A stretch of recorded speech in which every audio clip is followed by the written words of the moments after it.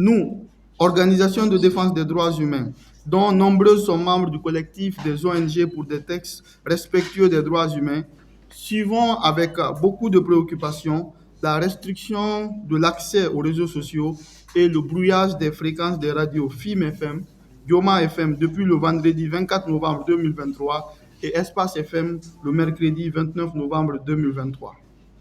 Nos organisations expriment leurs inquiétudes face à la recrudescence de ces pratiques qui sont contraires aux engagements internationaux de notre pays en matière de liberté de la presse et de droit à l'information des citoyens. Nos organisations rappellent que la République de Guinée est partie aux principaux instruments juridiques internationaux relatifs aux droits de l'homme. À ce titre, le Pacte international relatif aux droits civils et politiques, en son article 19, la Charte africaine des droits de l'homme et des peuples, en son article 9, et la Charte de la transition, en ses articles 19 et 23, consacrent tous la protection de la liberté de conscience, la liberté d'expression et d'opinion et le droit à l'information.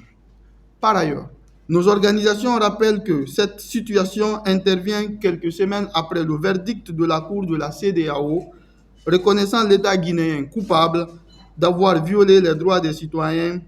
à la liberté d'expression et à l'accès à l'information suite à la coupure d'Internet et aux restrictions de l'accès aux réseaux sociaux en 2020. Aussi, lors de son dernier passage à l'examen périodique universel du Conseil des droits de l'homme des Nations Unies, la Guinée a reçu et a accepté cette recommandation, l'encourageant à garantir la liberté d'expression. Pour finir, nos organisations s'inquiètent des conséquences économiques de ces restrictions sur les start-up et autres petites et moyennes entreprises guinéennes de plus en plus dépendantes d'Internet et des réseaux sociaux dans leurs activités. Ainsi, nos organisations appellent les autorités guinéennes à mettre fin à ces restrictions qui violent les engagements de notre pays en matière de droits de l'homme et portent atteinte à notre économie numérique naissante, à identifier et sanctionner les responsables du blocage des plateformes de réseaux sociaux et le brouillage des fréquences des radios,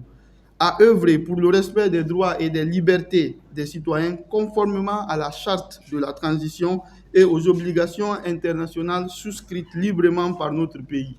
à comprendre que l'intérêt légitime de l'État à préserver la sécurité publique ne doit pas empêcher les citoyens d'exprimer leur liberté. Je vous remercie.